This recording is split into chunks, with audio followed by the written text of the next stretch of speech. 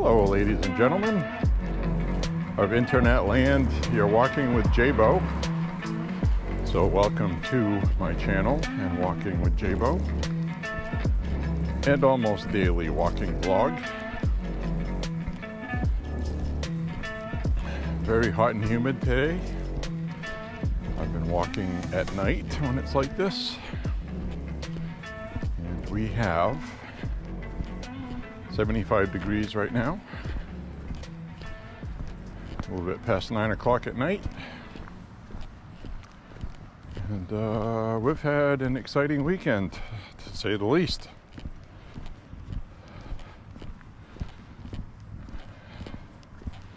Still not sure what to make of it. We had the assassination attempt, former President Trump. Was not very happy about it, as most people were not.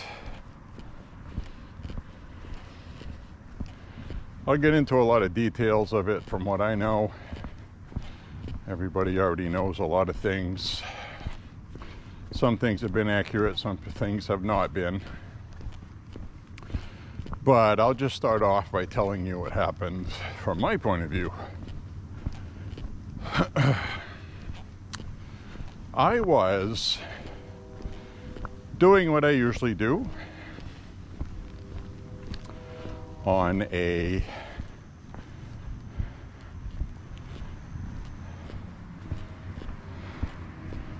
Saturday. We were watching the Trump rally.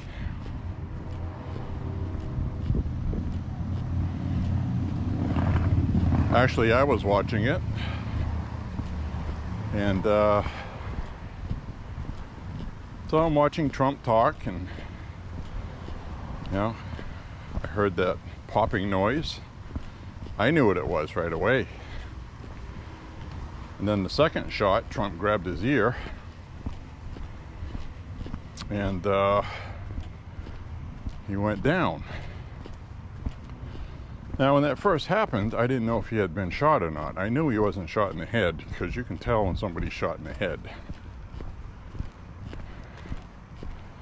So that's one of those things where I knew he hadn't been shot in the head, but I was like, well, where else did he get shot? It looked to me like he got shot, you know?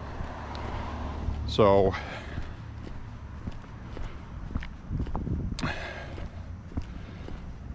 he goes down, and if you're familiar with Trump's rallies and Secret Service, they will always tell the person, down, down, down, get down.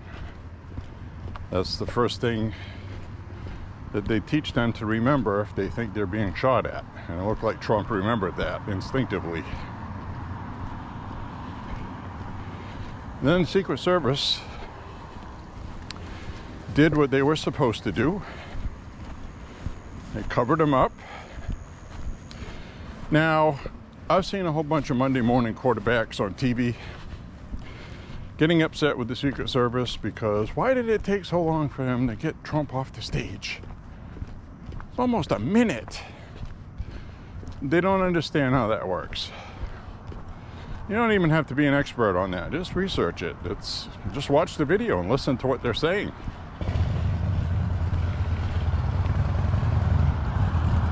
As we get past this motorcycle, it's going to mess up my audio. Thank you.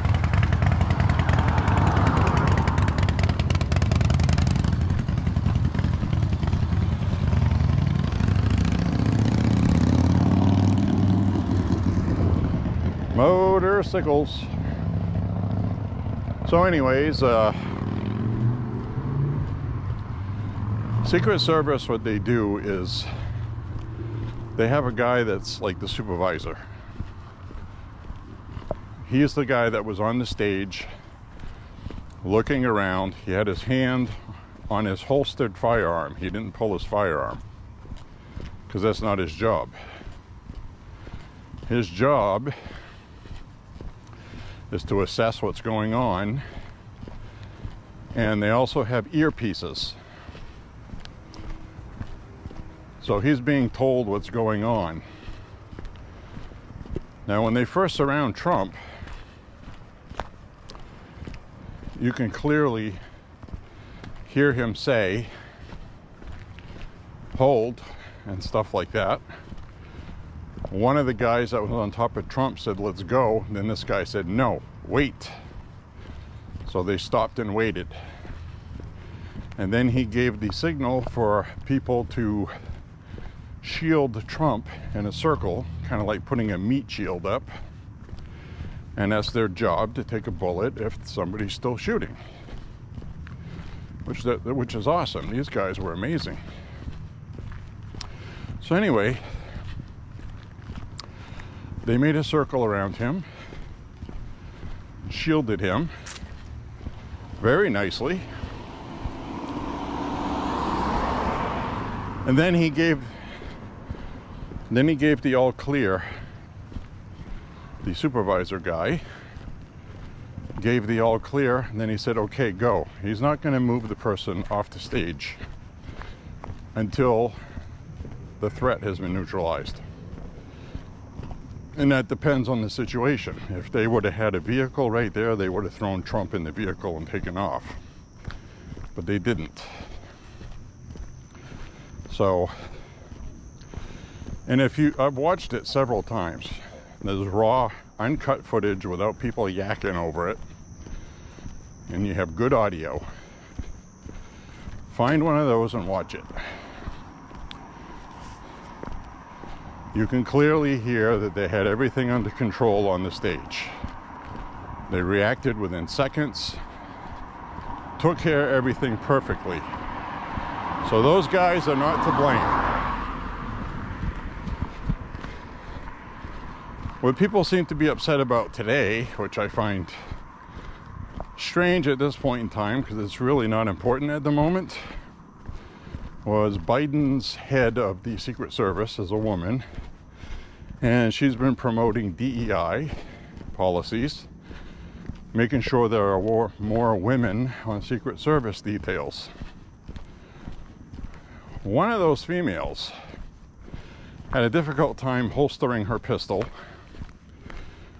which, if anybody has had a Kydex holster and your jacket gets caught while you're trying to put your gun in your holster, in a situation that they were in, that's completely understandable. I'm not going to hold that against her. But she clearly didn't know what she was doing with regard to the job. Because when the crap hit the fan, she didn't know what to do or where to go. And you could hear somebody telling her what to do, because she kept saying things like, "Where do I go? What do I do?" So obviously when people don't know what they're doing and they say, "Where do I go? What do I do?" they don't know what they're doing. So I don't think that's in dispute. So in my opinion, she should not be on a detail like that. I don't care if she's a female, a male, a friggin' space alien. I don't care. If you're on that job and something's going down and happening, that's not the time to find out that you shouldn't be there, and you're only there because the new Secret Service requires a certain amount of females to be on details. That I don't like.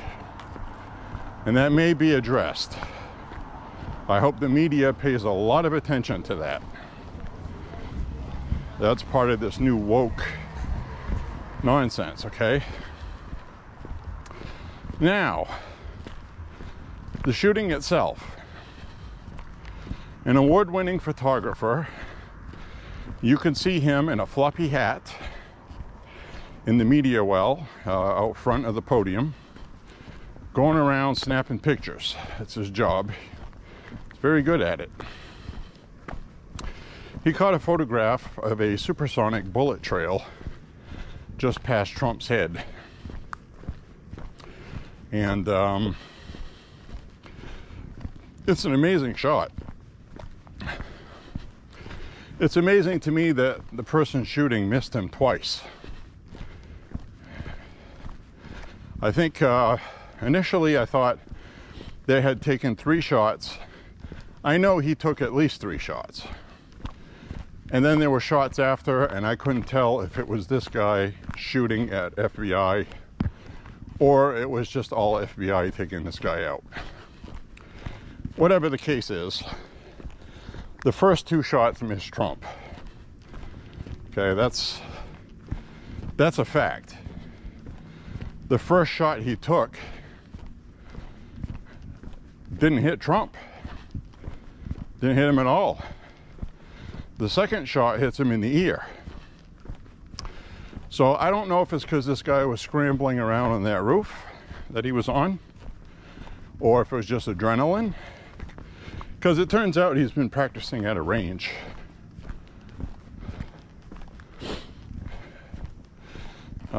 Later information that I found out today that got released is he bought 50 rounds of ammunition about an hour before he went there. And he also was a member of a shooting range. He had joined a gun club, and they had a 200-yard range, which he's been practicing at. So he's been doing practice. Probably was a pretty decent shot on the range. But when you get adrenaline and you're crawling around on a roof and you're in a different environment, it can be dramatically different. He didn't have all day to set up. He had to hurry up and get in position and do his business. So,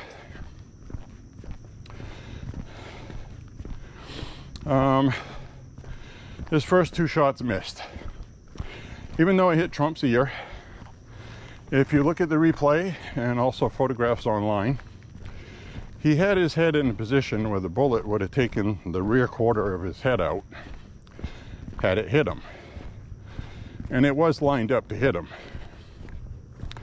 He would have been hit. Then he turned his head at the last second and the bullet went through his ear. Absolutely amazing. Absolutely amazing.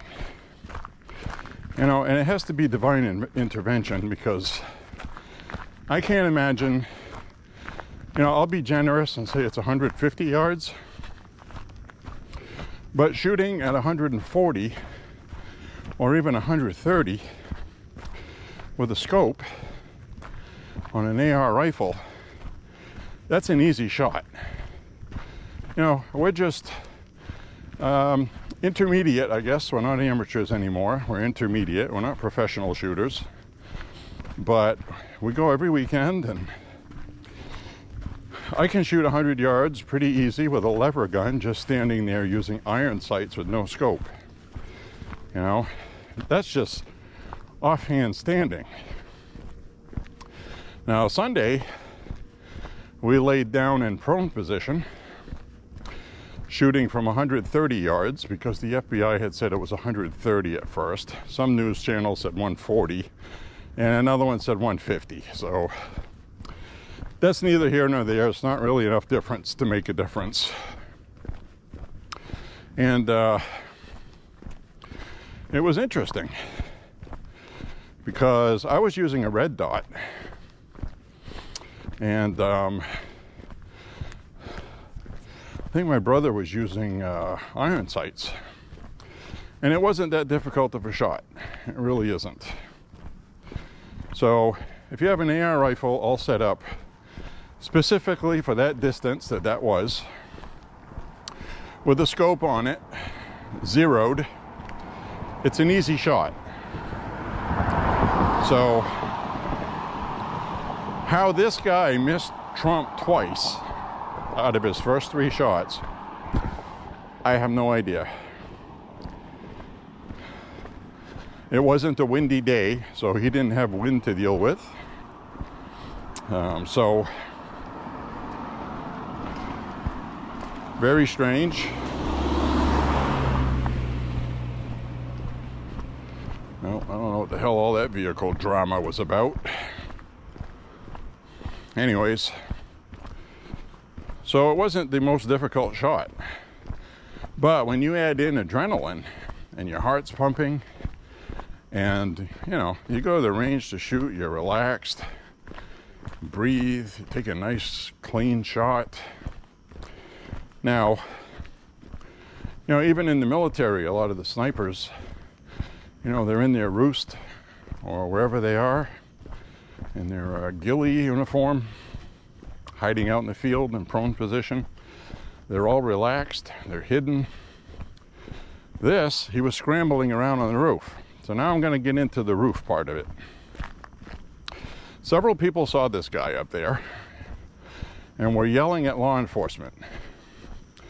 They got law enforcement's attention. Now, initially, this was reported where a police officer climbed up there, was going to go over the ledge on the roof, and then he retreated, allowing the guy to shoot. It made it sound like the cop was a coward. That's not what happened. Now we got more information. He climbed up there, saw the shooter. The shooter put his rifle right on him. So instinctively, he went, oh crap, I'm gonna get shot. And he retreated, lost his grip, and he fell. So we have three witnesses that said that he climbed up. They don't know why he retreated and fell. They don't know what caused that. But they said he lost his grip and he fell. So that guy is not to blame at all. So don't do that.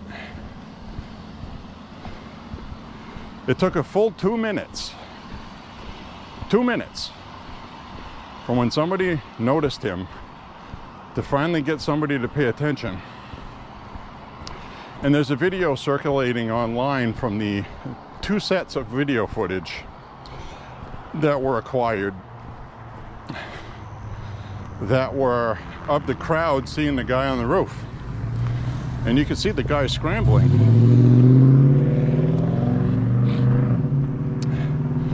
You can see the guy scrambling on the roof, ducking down, crawling up a little more.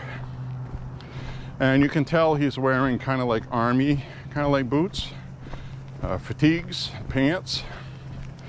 And it was later found out that he was wearing a Demolition Ranch t-shirt, which is a YouTube channel online. There's already been a statement from Demolition Ranch. And so anyway, after this cop noticed him, lost his grip and fell, the kid that was the shooter decided, well, they know I'm here now. I got to get this done. So like just a few seconds after that, he started shooting. So there was nothing that could have been done about it. The other problem they had was the police officers are looking around and they're looking up at the roof, at the building. Well, you can't see what's on the roof from the side of the building. So all 3 witnesses said that the officers couldn't see anybody up on the roof, which is why that guy finally decided to go up there. But by then it was too late. If they had come back a few yards and looked at an angle, they would have seen him on the roof and probably could have taken shots at him with a pistol. So it would have averted any gunshots on the crowd at all. So with that, and believe me, I'm not a professional in any of this. I'm just looking at it with common sense, with available information, and not conspiracy theorizing it.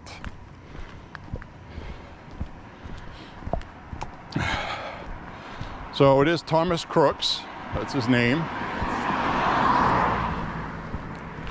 There was information circling online that he was a Republican, which he was registered as a Republican.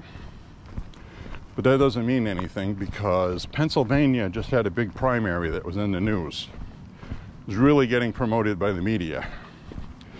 They wanted to get Democrats to go vote for Nikki Haley to get rid of Donald Trump, remember? Primary him, get him off the Pennsylvania ballot. Vote for Nikki Haley. Nikki Haley got a record amount of votes for the second place primary person, and 80% of her votes were from Democrats. Okay. Now, there's no record of this guy ever registering as a Democrat. He only registered as a Republican, and I assume that was done recently. So I think, haven't found this out yet, so this is just my own assumption with common sense. This guy absolutely hated Trump with a passion. Probably was non-party affiliated and decided to register as a Republican so he could vote against Trump in the primary. That's what I think. So that's my theory on that. And I say that because there was some information online where people were trying to say that it wasn't this guy, but it was somebody else that was 69 years old with that name that donated to Democrats. And it turns out it wasn't. It was this kid. And in 2021,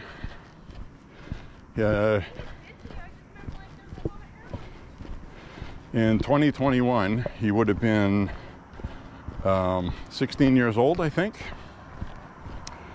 because he had just turned 20, I believe. So basically, he was a kid, okay? 20 years old, messed up on something. I don't know what propaganda he's been consuming. We're going to learn more about that. But I can tell you that he did, in fact, donate to progressive causes, okay? Now, a lot of these people online, they think they're experts. Well, he can't do that as a minor. It wasn't him. Well, NBC News confirmed that it was him, and he did donate to progressive causes. So that's a fact. He made a donation on Inauguration Day when Biden was sworn in and Trump was removed. So he was obviously very happy that Trump lost the election and Biden got sworn in. So, just because you like guns doesn't make you a Republican. We're in Maine here, and many people here own firearms that are independents and Democrats. So anyway, this guy's up on the roof, takes his shots. Now the camera angle I like is you see the first 3 shots taken, Trump goes down, holding his ear, and you see the 2 Secret Service guys on top.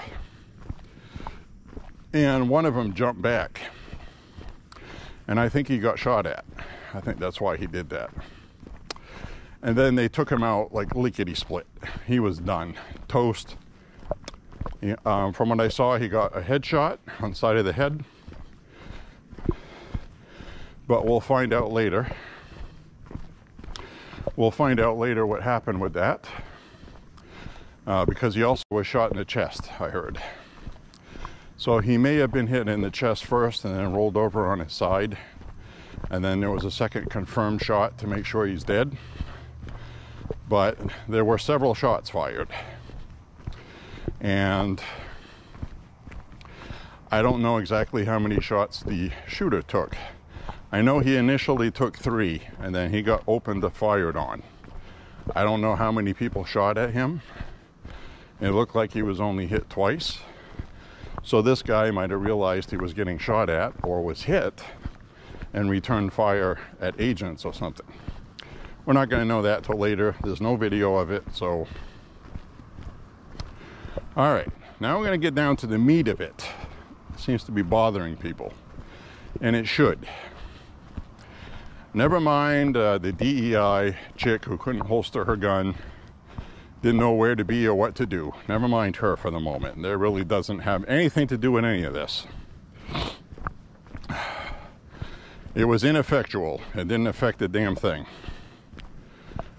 So, how did the guy get up on the roof? Well, it was reported an hour before he was buying ammo. He bought 50 rounds. Presumably, he loaded them in magazines. and he had those with him. I don't know what he bought. I don't know what caliber he was shooting. The media reported it as an AR-15. I've seen them report rifles as AR-15s that aren't. They always try to make something an AR-15 because that's the media push for the Democrats. So even though the media says it's an AR-15, I'm going to wait until that's confirmed because we can't trust the media anymore.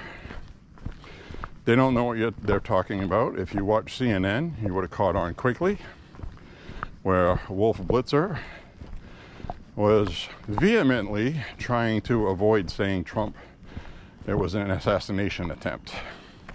Because he can't possibly live with the fact that the rhetoric on his bullshit network led to this. So he was trying to understand how a bullet could go through somebody's ear and not kill them. He doesn't know anything about guns. So they're saying all of this crazy, stupid stuff on there. And I was like, oh my God, this is the worst coverage I've ever seen in my life. These people don't know anything. So watching that was pretty terrible. And then I put it on MSNBC, and they were actually just covering what happened. I was surprised. I think, to be honest with you, some channels realized the gravity of the situation, and some didn't. CNN, ABC News, perfect example, Martha Raddatz and George Stephanopoulos. They were on there. They showed the video of Trump being assassination attempt. She was on there saying, you know, I don't like how Trump got up and was telling his people to fight, fight, fight. That's the same kind of thing that happened on January 6th. I'm like, are you out of your fucking mind? You know, what's your problem? This is the biggest historical event that's happened since Ronald Reagan got shot. And it was caused by people like her in the media, stoking everybody up by saying he's an orange Hitler. He's Hitler. He's going to ruin the Constitution, will be gone forever. The United States will be destroyed. Democracy will be gone forever. He has to be taken out. We've had people on social media, these blue check marks, saying that using talk of assassination, somebody needs to take him out. Or that would be a real shame if somebody took Donald Trump out, wouldn't it? Things like that. Nobody's been policing any of that stuff. The media has gotten out of hand. They're terrible. I hope nobody ever watches them ever again. They've contributed to destroying our children. They're destroying our society. And they're destroying our civility. And that's for both parties. They're destroying everything. So, anyway, I'll get into some of the things I heard online later. Right now, we're talking about him up there on the roof. A report came out that 300 yards away from the stage, there was a building. Somebody had spotted this guy. Law enforcement was looking for him. Now we find out that law enforcement saw him before he was even up on the roof, and they wanted to stop and talk with him. But they lost him. People have figured out now that he probably went inside one of the buildings that was there and was hiding inside it. And I'm wondering if it's the building where that ladder was that he was climbing up to get up on that roof. There's a picture, aerial picture, and there's a chrome ladder, a steel ladder, aluminum ladder. So the first thing I'm thinking about is, how does this guy slip through the police, which obviously he didn't. The police did their job, they just couldn't catch him. They didn't get him. Why was there no interagency discussion? You had sheriff people there. You had a constable, a couple of constables there because it's a small town. The FBI was there. Secret Service was there. And did they have like no interdepartmental communication going? As soon as someone they were looking for, they couldn't find them and they lost them, Trump should have been kept off the stage as a security precaution. Just delay it an hour, you know? People at the rally would probably be upset it was delayed, but somebody should have done something about that. So now we're going to get into the why didn't somebody do something about it. I think the best thing I saw was a former operations director for the Secret Service. Of course, they might do things a little differently now, but he said, he's retired now, but he said, you absolutely never, ever, ever, ever cede high ground to a possible enemy. He said it's standard practice. If you got rooftops, you have agents on them. Well, there was rooftops there. It was the only area that was not covered. That's the problem I have. I'll get to that in a minute. Hi, kitty. There's a black cat. I saw something move in the weeds. I was like, hope nothing is going to jump out at me. So anyway, he said there should have been agents on that roof. And he says you put agents on the roof so somebody can't climb up there. Even if it's not to attack Trump, okay? You know, that was people that couldn't get into the rally outside. It was full, so they were turned away and they were listening from outside, okay? So your first thought might be, okay, this person wants to climb up there so he can get a view of the rally because he couldn't get in. So that's why you would have Secret Service people up there on the roof, because you have Secret Service sharpshooters where Trump is. And they see somebody that doesn't belong on a roof. Both of those sharpshooters, turns out, they had authority to shoot to kill without permission. If they perceived a threat, they had full authority to take it upon themselves to assess the situation and shoot. They're very good at what they do.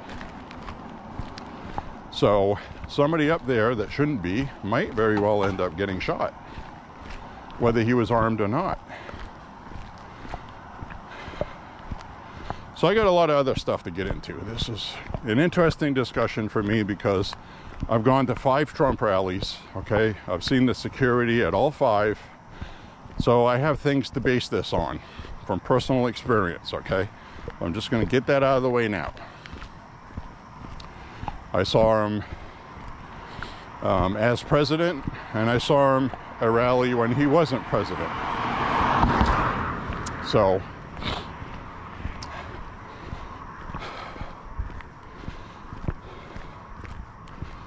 anyway, this guy climbs up there, does what he did. Okay, we know what he did, and I'm telling you right now, it's not a hard shot. So it had to have been an adrenaline rush. He probably trained at that range enough to get the job done. But when push came to shove, and the heat was on, and your heart's pounding out of your chest because you realize you're there in the moment doing what you're doing, he probably was quite nervous. Or at the very least, very excited if he wasn't nervous. Probably knew he wasn't going to get out of there alive. And especially after pointing the rifle at an officer who stuck his head over the ledge. Now, it's really a damn shame that that officer could not have taken his sidearm out and shot over the ledge at the guy, because one, that would have alerted the Secret Service. They would have seen what was going on, and they would have taken the guy out on the roof before he even got a shot off. But that's not what happened. Humans are humans. He ducked down because he had a gun pointed at his face, like anybody would. He lost his grip and he fell. And I'm sure he feels terrible about it. So I'm not going to blame him for anything at all.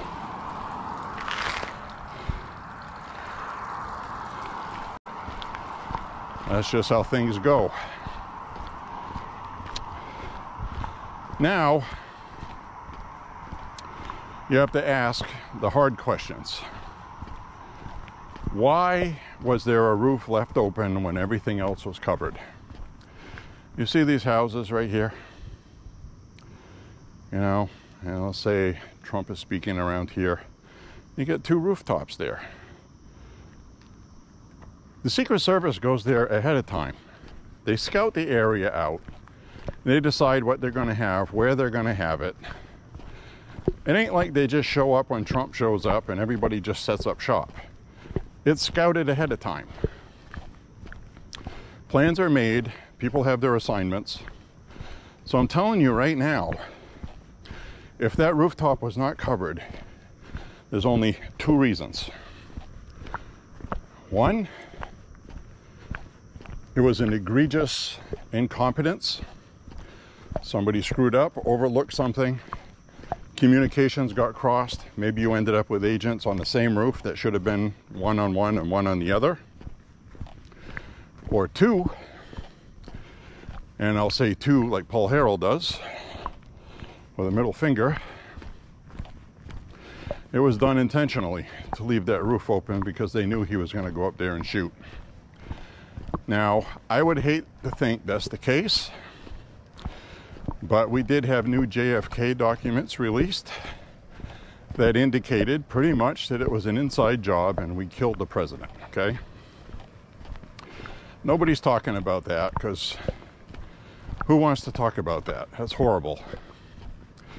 We have Donald Trump, who wants peace in the world.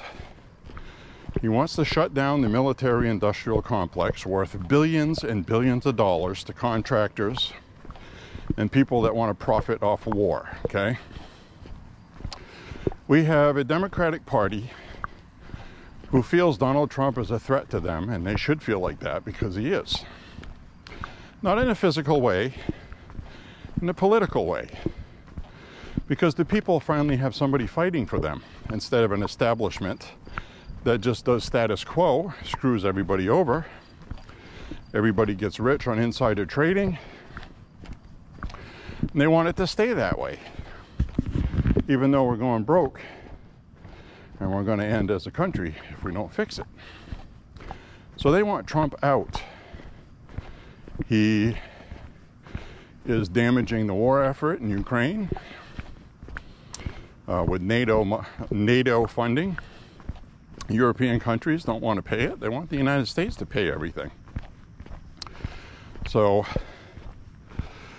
there's a lot of reasons and a lot of people that want Trump out, okay? They've been trying to lock him up. They've been trying to prosecute him.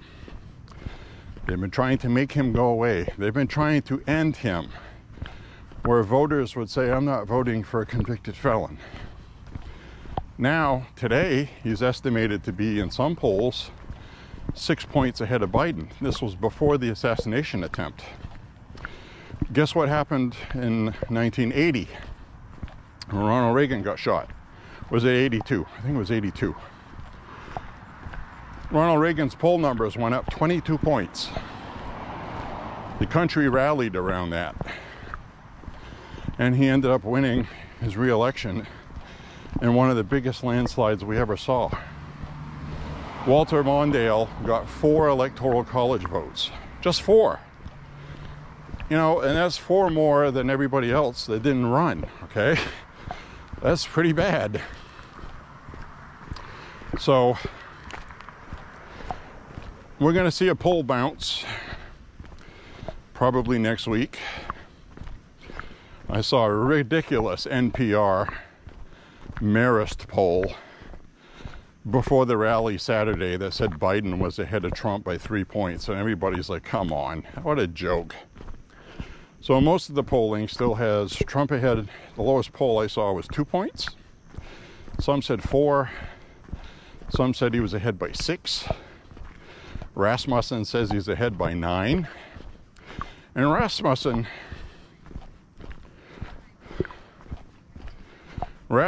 can be tough because you've heard me complain about their polling before. You know, they always find a way to get Biden a point or two ahead of Trump when you know it's just not accurate. But now they get Trump ahead 9 points. So Trump is ahead anywhere between 2 and 9 points. We're not seeing solid polling right now. We do know that the country wants Biden gone. The donors want Biden gone. The media wants Biden gone. The DNC wants Biden gone. Now they have a choice because Biden's not leaving. I also said that's what he would do, but he's finished and he doesn't know it yet. The Democratic Party is going to have to get rid of him. Have to. And they're probably going to do something with their convention and make an open convention and get another candidate on there. And believe me, there are power-hungry Democrats lining up for that spot. Don't be fooled. It's all these guys care about. So anyway,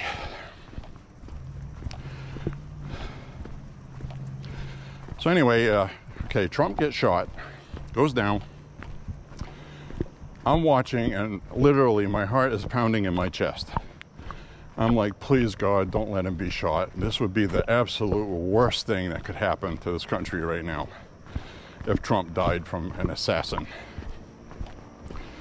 So he gets up, they make a shield around him, and then he starts pumping his fist, doing that iconic face that is going to be in history books for the next 200 plus years. That is going to be, we should see a statue of that someday. And I'm sure we will at some point. Because when he is elected, and he is going to win, the country is going to do well. He's going to be remembered as a good president. And he will get a statue. And that's my theory on that. That's, you know, up for your debate if you want to, that's fine. But as such an iconic photograph, you got the American flag behind him. You couldn't have scripted that better. And there's no money in the world that's going to be able to buy a better campaign ad than what happened. That's just a fact. The Democrats right now are so fucked. And, you know, yes, I usually don't swear, but I'm going to swear, okay? I'm sorry. My heart was pounding in my chest. Then we saw he was great. And I saw one of the most historic, iconic photos. This is like watching the flag raised on Iwo Jima, which was actually staged, by the way, if you research it. Nobody photographed it when they originally did that. You know, then a general was like, well, we need that, and we need that for recruiting, and we need that for the war effort at home. So they sent people up there to raise the flag up again. So that became an iconic photograph, but it wasn't realistic in the fact that it wasn't taken when it happened. Because I guess the original flag when that happened was all ripped to shreds. It was a makeshift flagpole. I mean, they really did do that. They did. But it was kind of a staged photograph for the press, which was a very successful one, and I don't object to that. So, anyways, wow, so much to talk about. So Trump gets up, pumps his fist, and they take him off. They put him in the vehicle, and they're even trying to get him in the vehicle, and he doesn't want to go in the vehicle. He's still pumping his freaking hand at the crowd. Who the fuck on planet Earth just gets their freaking earshot and decides to pump his fist at the crowd and saying, fight, fight, fight? Somebody that loves his country so much that getting shot in the friggin' head doesn't bother him enough to deter from the business at hand. How crazy is that? And how awesome is it that we got to witness that in person on the TV? So unfortunately, in this whole mess, a firefighter got killed. A volunteer firefighter got killed protecting his family. The guy is a hero. There's really nothing else that can be said about that. And you had people on the internet happy he was shot because he's a Trump supporter. I saw people on the internet saying, that's what you get. You know, Trump got you killed, you idiot. Stuff like that. I absolutely loathe these people. They are scum of the friggin' earth. So, the Trump campaign, I forget the guy's name, Nick something, set up a GoFundMe. The GoFundMe today is at $4 million that they raised for the families of the victims. That includes the ones that were shot and didn't die. Now, I'm telling you right now, this guy and my brother Jim had the correct assessment of this, I believe. If you watch the video, you hear a shot, and Trump is almost like, what? He almost was like, well, I don't know what that was, but it's not a big deal. And then the second shot happens, and it hits him in the ear. Now he knows something bad's going on. He goes down. The shooter probably thought he hit Trump in the head and got his head shot. Because when you're shooting, you can tell if you hit what you were aiming at. You can tell. That's a hit. That's it. You can feel it. It's feedback you get when you're shooting, and you know if you hit what you were aiming at.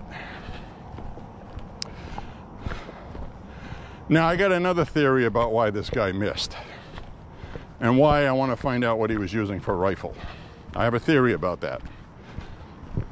I don't know if they're ever going to figure that out, but most people that go shooting and shoot rifles a lot, they know what this is.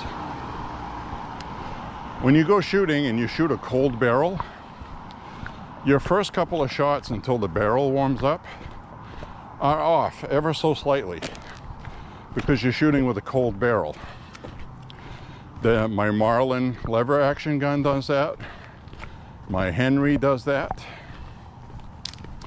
And there's a lot of different rifles where the first 2-3 shots, when you take that cold shot, it's called, you know, because when you go hunting, you're going to be shooting at a deer with your first shot. So usually sight your rifle with a cold barrel. So they call it. You take a shot and you let your barrel cool off a few minutes, and you take another shot to sight your rifle, and then you let it cool off completely, and then you shoot again to make sure you're spot on and you're all sighted. This guy probably didn't understand that. He's 20 years old. I don't know how much shooting experience he has. He just joined a gun club and was shooting at 200 yards. Probably didn't have much shooting experience before that.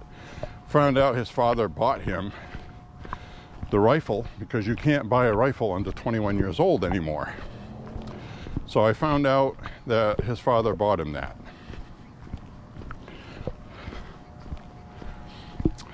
So we're going to find out more about that. And, you know, their father might end up getting prosecuted for that. I don't know what the laws of Pennsylvania are for that. But in other states, we saw that father and mother in Michigan both get sentenced to prison because their kid used a gun for a mass shooting. So I don't know how many Democrats are going to be calling for that. They might actually not pursue that because the gun was used to shoot at Trump, and the prosecutors hate Trump, and they're probably disappointed Trump didn't get shot. They might actually not look into that charge. I don't know. But the point being, I really think that might have been what happened. He might have just been shooting with a cold barrel, because when he was at the range, he'd probably take a bunch of shots for practice. Oh, that zeroed in nice when the barrel's hot. That's why I want to find out what he used. I'll probably never find out, but I'd like to know if The barrel was titanium, stainless steel. Was it a lined barrel? Was it different types of barrels? What did it have on there? Cheap factory stock one? Was it a cheap rifle? Was it a $400 AR rifle? Stuff I want to find out. What did he have for an optic on it? So there's all kinds of things like that to look at, and I'm just throwing some stuff out there. So anyway, people did get injured. Somebody got killed. It's freaking horrible. And the families will be taken care of. Trump will make sure of that, which is good. And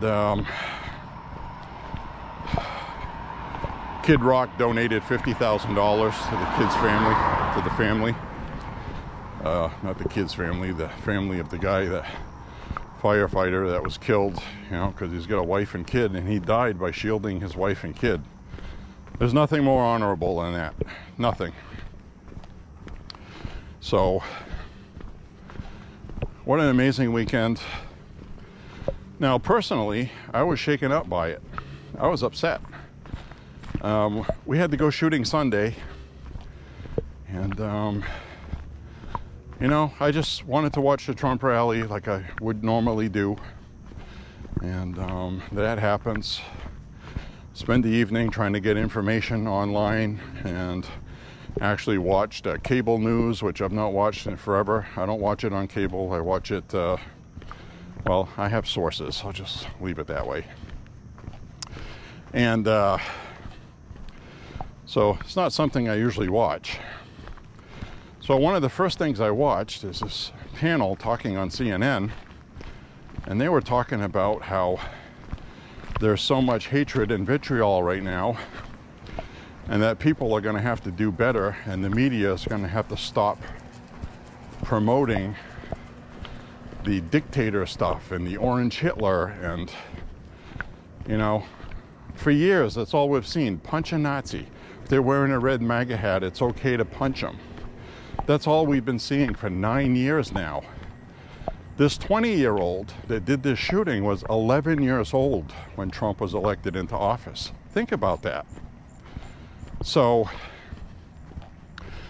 they grew up in an atmosphere of being told it's okay to hurt these people. It's okay to be violent towards racists and bigots. So a lot of that is stoked by the media. And I am going to blame the media for almost all of this. For the biggest reason. They're the gatekeepers of democracy. Period. That goes for somebody on the right saying something outrageous, somebody in the middle saying something outrageous, and somebody on the left saying something outrageous. What the media's job is not is to nitpick everything the Republican Party does and call them a racist, a bigot, and a Nazi, and then let the Democrats go free nilly-willy to say whatever they want, pull alarm bells during bill legislative processes in the Capitol as a disruption thing, and then laughing about it on TV saying it was so funny, when nothing like that is funny. You know, perfect example is Biden using the service ramp on Air Force One because he can't use the regular long staircase because he's old, elderly, and he should not be in office. Can you imagine if it was Trump using the surface entrance of Air Force One because he couldn't walk up the flight of stairs? You already know what would happen. The hypocrisy and bias has been out of hand. It's getting worse. And it led to an assassination attempt. And it's the media's fault. I'm never going to forgive them for it. And nobody should ever forgive them for this. They should be done with corporate legacy media for life. Get your news somewhere else. I do. I have for years. And Jack Black Jack Black was on stage yesterday. He was upset that Trump wasn't, he was upset that the guy missed Trump. Said that on a stage to people. Stop buying tickets to go see Hollywood movies. Boycott, stop buying their music, stop streaming their movies. Just stop. These people don't deserve the money.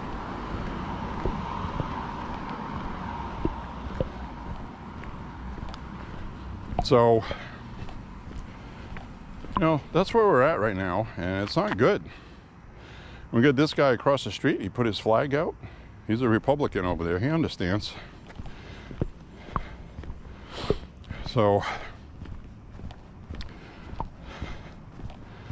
anyway, I saw that happen. As soon as I saw he was okay, it was a relief. And I'm not ashamed to say it, I started crying. I was literally crying. Because I understand what he means to this country right now. And you don't realize it until you realized you almost lost him.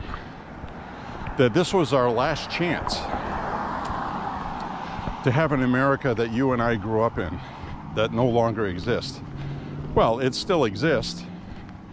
They're just keeping their foot on it and controlling everything.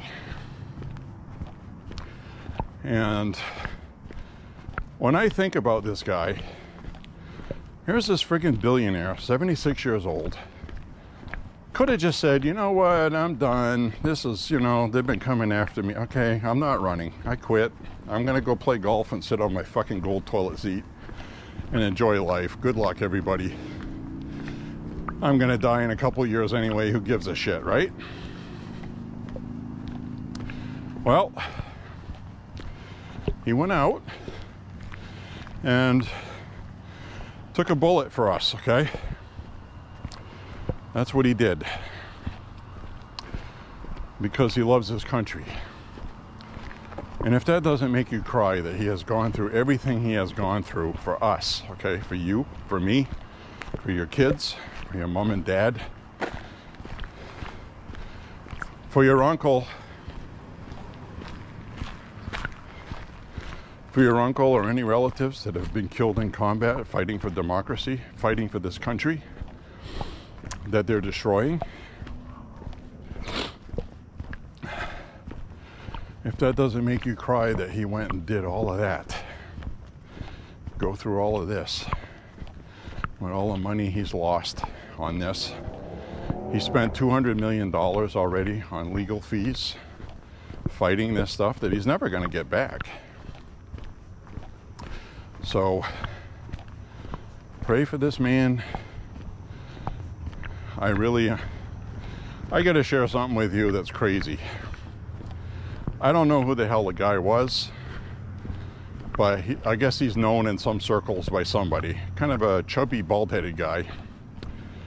He's a seer, okay? He predicts the future. He gets these visions. All right, so I'm going to go all friggin' Nostradamus on you for a second, but bear with me. It's worth listening to. It's not crazy talk. I don't put a lot of weight into stuff like that. It's what this guy said, okay? And you'll see when I tell you, and I'm not going to exaggerate. This is really what he said. He said, and the video I saw was from 3 months ago, but it's a video of some guy that was before 3 months ago. But the video I saw had been posted 3 months ago, if you follow what I'm saying. He was talking about Trump.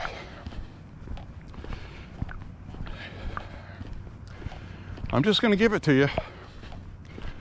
He said, in part of his vision, Trump is going to be speaking at one of his rallies. And no shit, this is what this guy said. Someone is going to try to kill him. He said the bullet, I'm not exaggerating, the bullet, and he even picked the right ear, Trump's right ear. He said the bullet intended to kill him is going to miss because Trump turned his head at the last second And he said the bullet was going to pop his eardrum. Well, obviously that didn't happen. But the point is, to even say what he said he was going to get injured by it, but it wasn't going to kill him. Now, the bullet went through his ear. How do you predict something like that? How do you predict something like that months and months and months ago, and it happens? I mean, sure, mathematically there's a chance he could have just guessed and got right. But seriously, that is incredible, okay? Because that's what freaking happened. Here's the other part of his vision. Are you ready for this? He said after that, all of his legal stuff was going to go away. He said it was all going to go away because what happens to him changes everything, he said. This is the vision he had, and he said it was from God. So, he said everything was going to change after that. The country was going to become united. And he said all that law stuff is going to go away.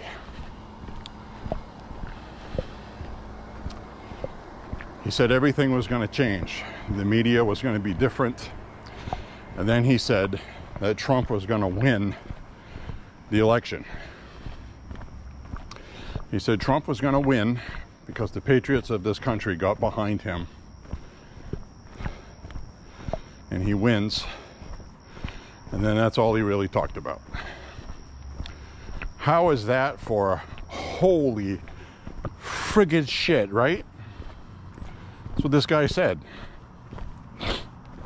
It's unbelievable. It's crazy. And, I gotta go this way. So anyway, I mean, no, we already went that way. I gotta go this way.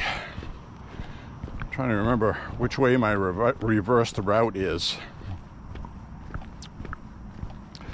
Is that freaking off the walls, freaking crazy or what?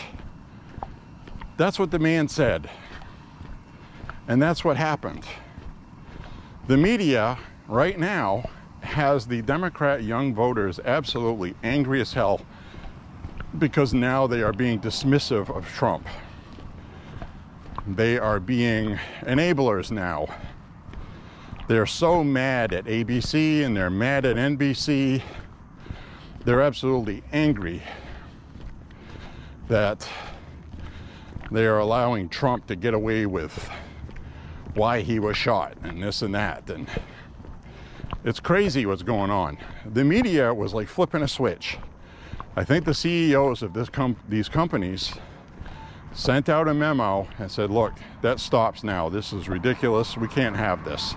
The people are going to blame us for this. Because that's what we're doing, right? It's their fault. And this all started at about the time of the debate. Jake Tapper and what's-her-face, Blondie from CNN, were told straight from the CEO of the company to play it straight. Do an honest, straight debate. No liberal shenanigans. And they didn't. They did an honest debate, and look what happened. So, that's crazy. Isn't that crazy? That freaking guy's vision. That is friggin' off the wall, one of the craziest friggin' things I've ever heard in my life. As is the guy with the floppy hat that was taking photographs at the Trump rally, who photographed a supersonic vapor trail behind Trump's head made by a bullet. He caught that on film just because he was snapping a bunch of pictures at Trump while he was speaking. That's his job. And he didn't even realize that they were being shot at when he snapped that photo. And he didn't know he captured that vapor trail until after he sent his photos in from his laptop to his boss. They contacted him back and they said, wow, look at this photograph. Look what you caught. So that photograph is on the internet if you find it. And wow, what a crazy time, man. What a fucking crazy time. Excuse my damn French, man. Oh my God. I'm still excited about it. I slept 10 hours last night, okay? I got 1 hour of sleep in 2 days this weekend because of this stuff. I fell asleep last night. I woke up with the phone on my chest, my glasses half off my head, drooling on everything. And, you know, I slept right straight through for 10 hours. And it's been a while since I did that, but I had such an adrenaline rush, and then I just crashed, you know what I mean? And it lasted almost 2 days. We were gonna go shooting Sunday, and I was in bed. I just could not sleep. I slept maybe an hour, maybe. So anyway, I mean, is that crazy or what? Oh man, that's, how do you argue that? You can't say that it's BS because it happened. I'm sure when he first said it, people were like, come on, this is stupid. I'm gonna forget all about this. But that started circulating after it happened. Seems like a real nice guy too. He's not being dishonest. Here's the key part of it. Here's the key part of it. He says that when Trump is down on his knees after being shot, there's a picture of Trump down on his knees with blood streaking down his face, and that look on his face is amazing. This guy that made that prediction said that from that moment he became born again with the Lord in his heart at that very moment when he was down on the stage. Then he said after that everything changes. And I think we're going to see that because I haven't watched the RNC convention tonight when I went for my walk. Trump is supposed to speak. I think he's going to speak tomorrow, actually, not tonight.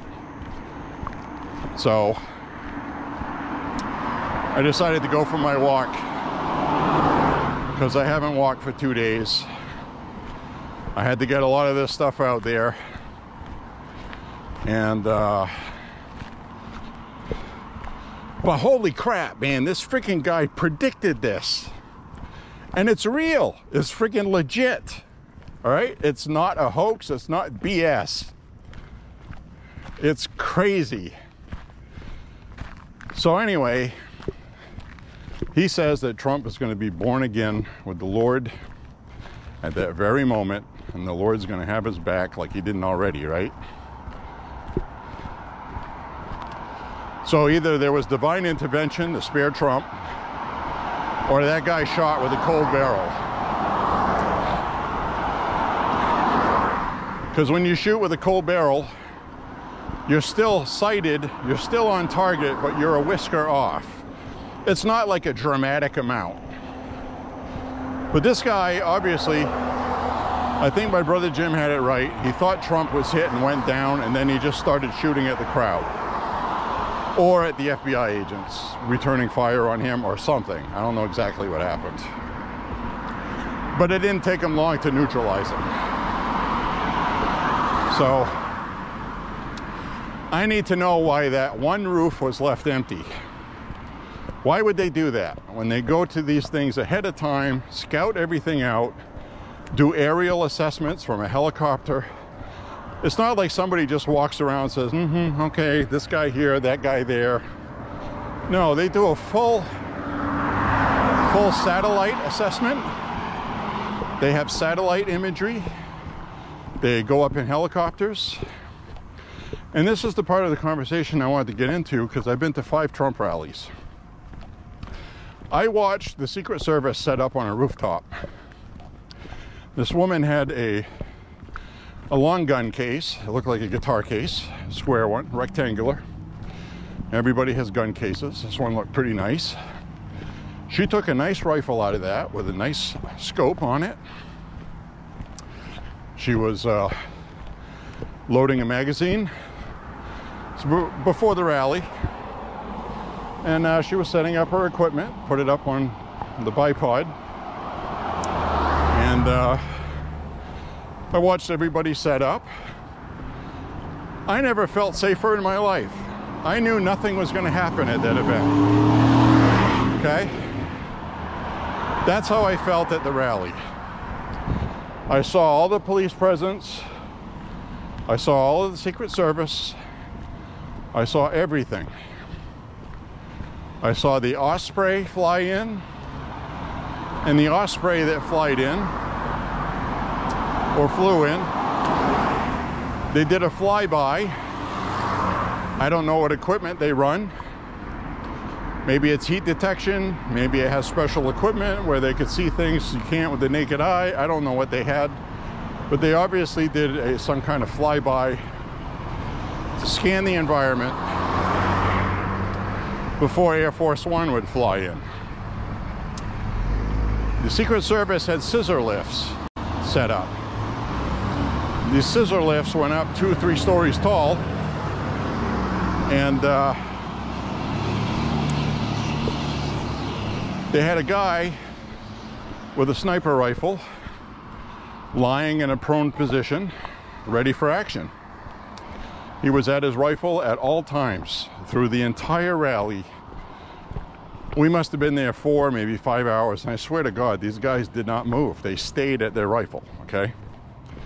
They didn't get it, you know, somebody had to go to the bathroom, somebody came in, took his place. I don't know how they do that. But that gun was not left without somebody behind it, ready to go. The other guy's job was a spotter. He had these big kind of like binocular stuff, or some kind of equipment he was looking through. I don't know how far that scans out on the horizon. I don't know what it detects. I don't know if it checks heat signatures or some other stuff. I have no idea. Maybe they even have equipment that can detect, you know, metal in a rifle from 1.5 miles or so. I have no idea what they have. But he was up there scanning the landscape constantly. Through the entire rally, people were doing this. They were looking everywhere. And a couple of other rallies I went to, they made sure to park the airplane behind the stage so you couldn't have a clear sight line from shooting from behind. They would have trailer trucks sent up with screens on them, blocking the sight line from the left or the right. So these guys know what they're doing. There's no reason that this roof was left empty. That's the point I'm making. They are over the top, overcautious. They overdo everything, okay? One rally I went to, I had to take my shoes off. I had to walk through a metal detector. After I walked through the metal detector, they had the handheld metal detectors. They took my wallet. They took my phone. They went through my pockets. They did everything like that. They don't let you bring anything in with you. And I learned that at one rally, so every rally I went to after that, I would buy a folding chair that I was willing to throw away, because you're going to have to throw it away. And you are going to stand in line 5 to 8 hours before getting in. That's a Trump rally. So I've done that a few times too. In fact, the first time I saw him was in Lisbon, Maine, before he was elected. And the Secret Service was doing different things then. They were doing a kind of looked like a giant S line. Okay, that's what I'll call it. But it was like several S's connected together. And there was this giant ballroom. So you had to go in a line that was kind of like this really long snake, if you can picture that. That took 5 hours. No joke. I wanted to make sure I had a good seat up front, so I went as soon as the doors opened at 11 o'clock in the morning. So 5 hours later, I finally got inside, 6 o'clock at night. The president's supposed to speak at, I think it was 8 or 8:30. Remember what it was? It was at a Christian school in Lisbon. And he was late. There were severe thunderstorms all over the place. And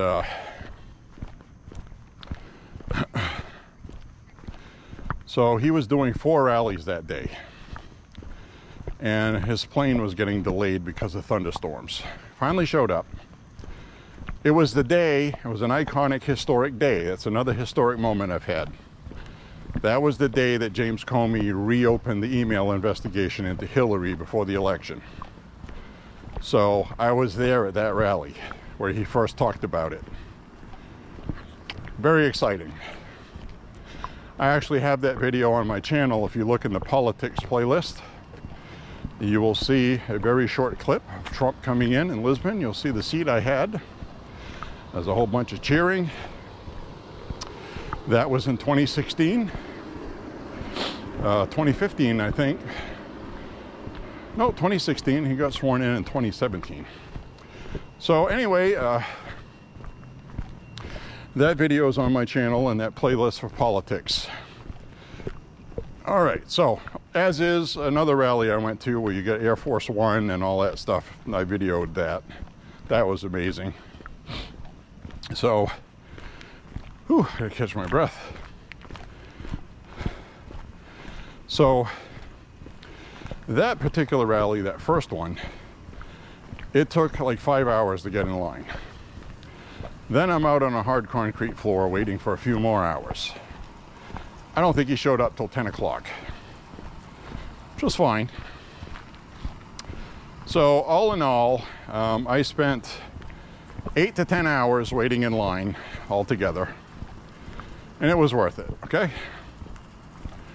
And it was amazing. It was a historic moment, and I was even more excited because that news had been released about Comey reopening the email investigation into Hillary.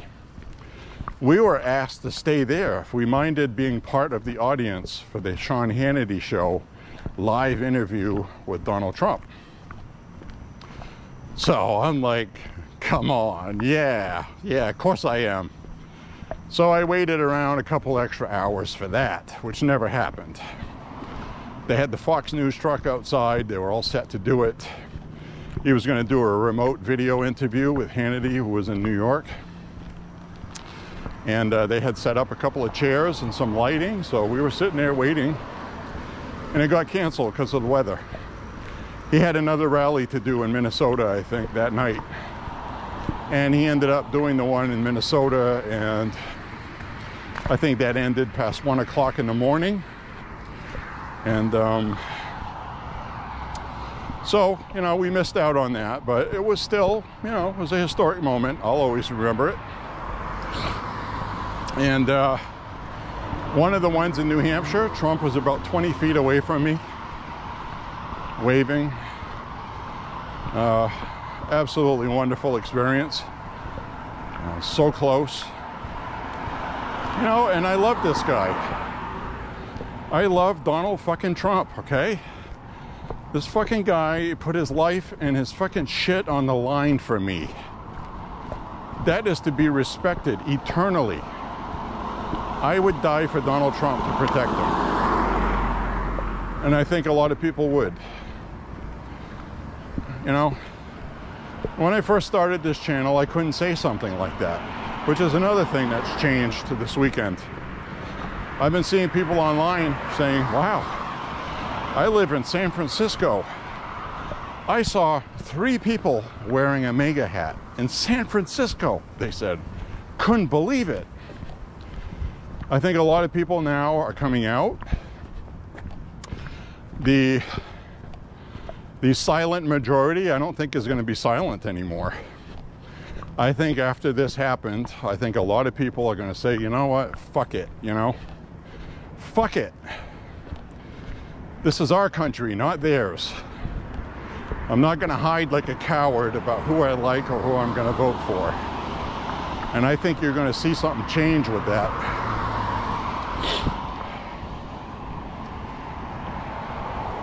And it's about damn time.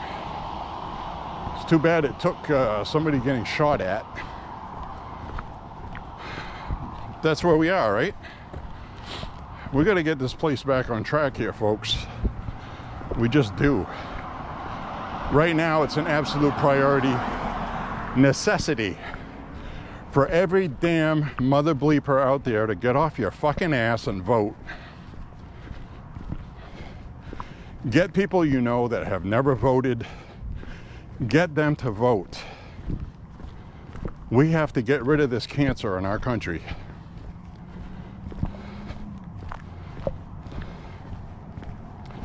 So, I'm voting for Donald fucking Trump, okay? Nothing's gonna change that vote. Like somebody said yesterday, I'll say it when these cars go by.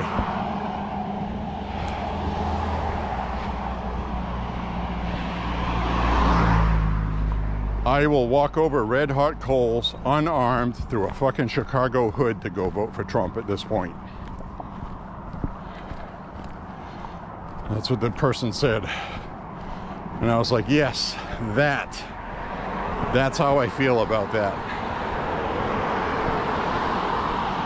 This isn't their fucking country, okay? It's ours.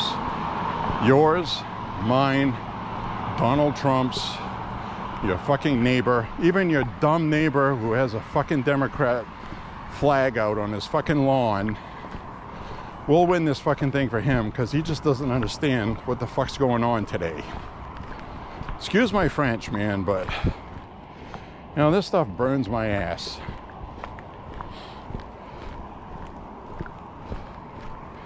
Another thing I've been doing lately is asking people who they're voting for. You know, I'll say something like, you know, you're voting for Trump? Because then I'll say, you know, because they think they're trying to trick them into something. You know, you say, I'm voting for Trump. You voting for Trump too? Almost every time, it's like, yes, I'm voting for Trump. I think you're going to see something crazy this year. They're going to cheat, but I don't think it's going to be big enough. It ain't going to be big enough.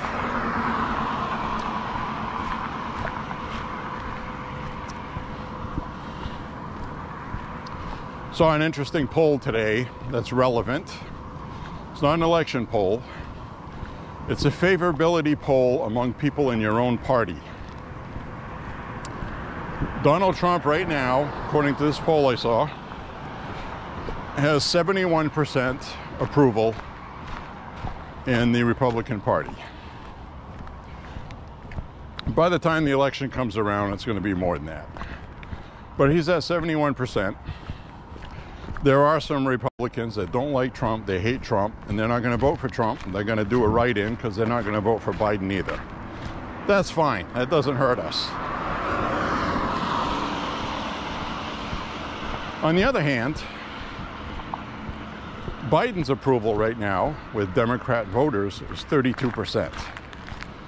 Only 32% of Democrats want Biden on the top of the ticket. That's why I think the DNC is going to force Biden out at their convention. I think they're going to have an open convention and they're going to remove him. That's what I think. Now, I thought Biden was going to step down within 72 hours. I had told you guys I thought that. And I think this whole Trump thing changes everything now. That might still happen, but I don't think it's going to happen right now. Now, the smart thing that the Biden campaign did, and I will actually applaud them for this, is they were smart enough to realize the gravity of what happened. They canceled all of their radio spots, their texting campaign, and they also halted the TV ads that they were running, calling Trump a dictator and he wants to be a dictator and all this other nasty stuff that led to this. So, I think one of the best things that's going to happen with this is now the Democrats can't run those ads. They can't call Trump a dictator. They can't talk about how Trump's going to cause a bloodbath. Even though when he said that, he was talking about an economic bloodbath with electric vehicle market going to Mexico and American workers being unemployed. He said it's going to be a bloodbath. And the media turned that into something it wasn't. And they knew that's what he said. So they let the Biden campaign run with that without policing them. And that's the media's job. They're supposed to be gatekeepers of democracy, using the First Amendment, freedom of speech, hold people accountable that are bullshit. And they haven't been doing that. Trump makes a comment about a bloodbath economic, and they have Pelosi on their show talking about how Trump's talking about if he loses, there'll be a bloodbath. He's threatening violence. And the fucking TV asshole doesn't say anything. Just lets her say that stuff. So if the TV media keeps talking about it like it's the truth, then it becomes true to these people because they only consume the media. It's dangerous, irresponsible, and stupid. Now they're not going to be able to do that anymore. So watch what the media does, okay? Very important. The Democrats know that Trump is gaining popularity, and they can't stop it. They have tried everything. This assassination attempt is going to put Trump right through the roof on the polls. They're never going to recover from this. Ronald Reagan went up 22 points after he was shot. You're going to see that. You're going to see people say, you know what, this fucking guy, he's a billionaire. Why is he going through this? Because he wants to be a dictator in a country that you can't be one in? People are going to finally say, you know what, this is fucking crazy. Maybe this guy just loves the fucking country. Willing to put his own ass on the line. And he's talked about that at rallies. He did an interview with Tucker Carlson. They talked about it. Tucker said, you know, what are they going to do? So the lawfare stuff isn't going to work. There's nothing left but to try to kill you, Tucker said. Trump was like, yeah, well, you know, he goes, I'm not in control of that. This man is fearless. And even with the assassination attempt, the liberals looked disappointed that Trump got up pumping his fist saying fight, fight, fight, instead of cowering in a fetal position like a little baby. Because, you know, they like calling him a coward. I've never seen anybody do anything more manly than what we fucking saw Sunday, okay? Saturday. Nothing. Who does that? Who gets the top of their ear shut off? And you get up with blood on your face, pumping your fist because you love your country. You cannot buy advertisement that good. There's no propaganda in the world better than that, because that was real. I am so damn excited. This is a historic thing that we all saw. Part of history, like when Lincoln was assassinated, when President Ford was shot, somebody tried to kill him. Some guy lunged out of a crowd with a gun, and you had Ronald Reagan, McKinley. So there have been presidents that have been either assassinated, wounded, or people shot at them. And you know, Lincoln was kind of weird because he got shot with a small caliber, probably a 32 or a 36 black powder, little one-shot pistol. That's what he got shot with. And it penetrated his skull and caused a head wound, but it wasn't like the bullets you would think of today. So in modern times, his life probably would have been saved because he didn't die right away. So anyway, the last thing I'm going to talk about is during the war, General Washington, a military guy, he said he had an experience in his lifetime. He has no idea how he didn't die in it. He should have been dead. And he wrote about it, so it's documented. He honestly believes that God intervened and saved him because he had better things to do for this country, and it was really important. And of course, we know what he did. He led the fight in the Revolutionary War. He had a hand in the Declaration of Independence. He was president, the first one. He was a great man. And he believes the Lord spared him because he said he should have been dead. And Trump should have been killed. That was not a hard shot, folks. That's the point I'm making. It was not a difficult shot with the right equipment. That's why I really want to see what that guy was using. And he was practicing. So he had that all sighted and zeroed. There's no reason for him to miss 130, 40, 100, I guess 150 yards. He had a 200-yard range he was practicing at. And he shouldn't have missed.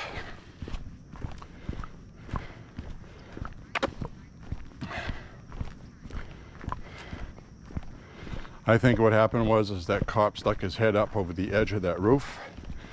It spooked him. He didn't think he was going to get caught. And then I think at that moment he realized, well, there's no going backwards. I have to hurry up and get this done. And I think he had a big adrenaline surge, maybe combined with a cold barrel. And the first couple shots he took were a little bit off. That's what I think. The other thing we don't know is he might have been fighting a sun glare. That's the other thing. I didn't really pay attention to that. The sun angle and all that. That definitely plays a factor. And he didn't have a hat with a visor. So, may have been an issue. But it doesn't matter because the son of a bitch is dead. So,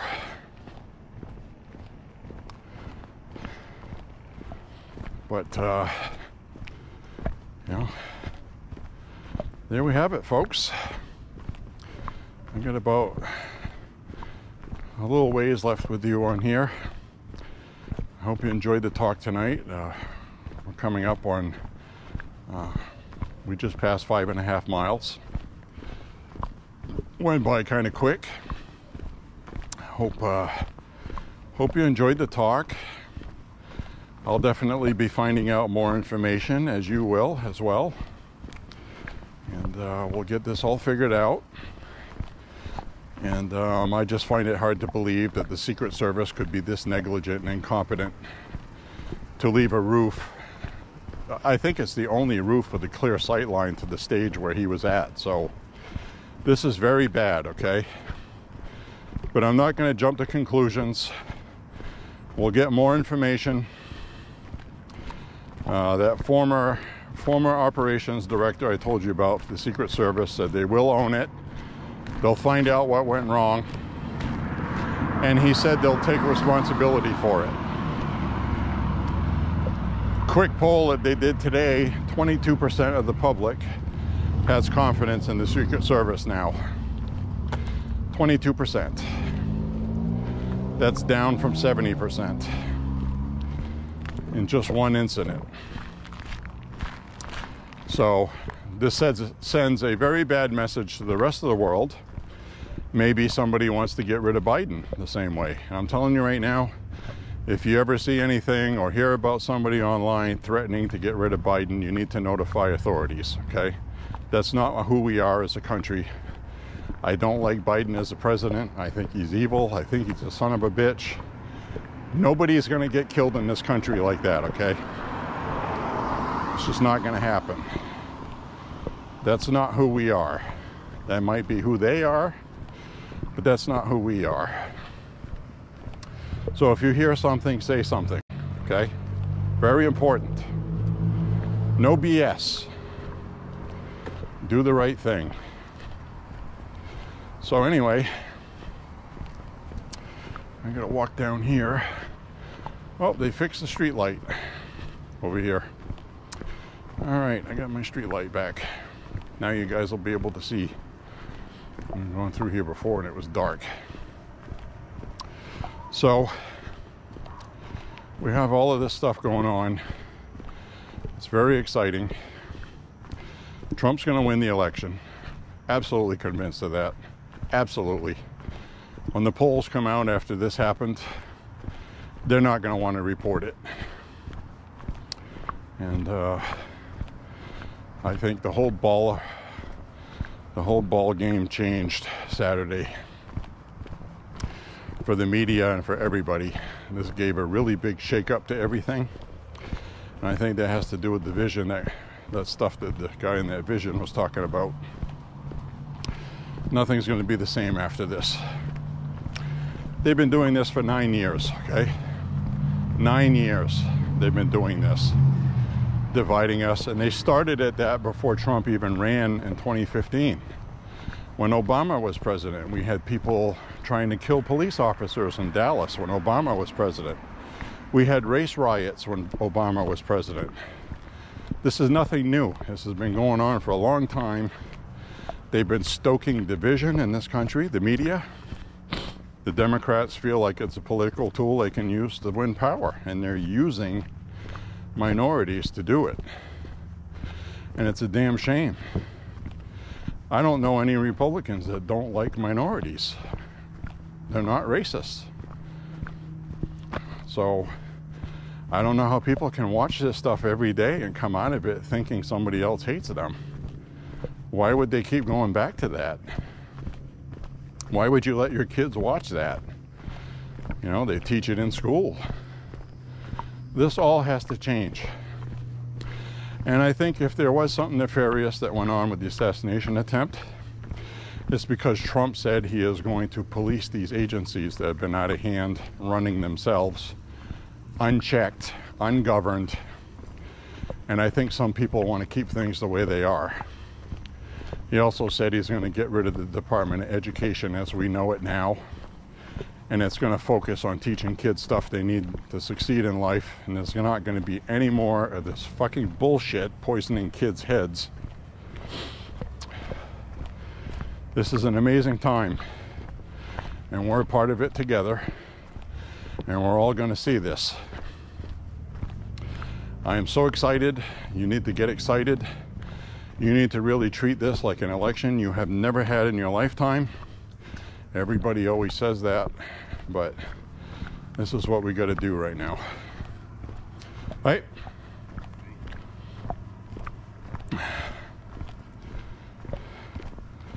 So with that, I will end this video. And thank you very much for walking with me. Click like and subscribe. Share the content. Discuss this stuff with people. We need to get people to vote. Get people to vote, okay? All right, everybody. Thank you for watching. Have a beautiful week. Stay safe. Hug and kiss your loved ones and enjoy life. Bye-bye.